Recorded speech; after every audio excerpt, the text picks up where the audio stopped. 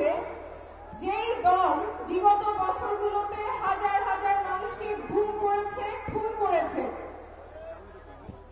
কন্যা জানে না পিতা কি এখনো বেঁচে আছে না মারা গিয়েছে, রাস্তা থেকে উঠিয়ে নিয়ে গেছে, এখনো জানে না পিতা কোথায়।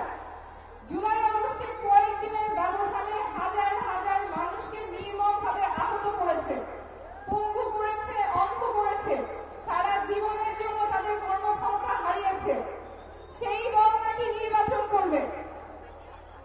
রক্তের দাগ এখনো শুকায় নাই, আমার হাসপাতালের ভাইয়েরা এখনো কাতরাচ্ছে, কোনো বিচার নাই, কোনো অনুশোচনা নাই।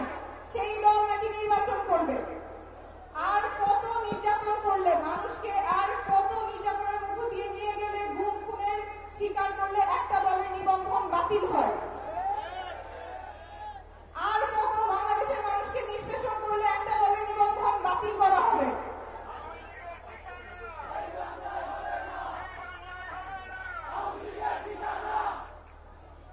বিচার, আওয়ামী লীগের বিচার করতে হবে গুম খুনের সাথে জড়িত আওয়ামী লীগ এবং আওয়ামী লীগের সহযোগী অঙ্গ সংগঠন, মহিলা লীগ, যুবলীগ, শ্রমিক লীগ, যারাই গুম খুনের সাথে জড়িত ছিলেন তাদের সবার বিচার নিশ্চিত করতে হবে। বিচার নিশ্চিত হওয়া ছাড়া আওয়ামী লীগ নির্বাচনে অংশগ্রহণের আলোচনা এই বাংলাদেশে হবে না, হবে না, হবে না।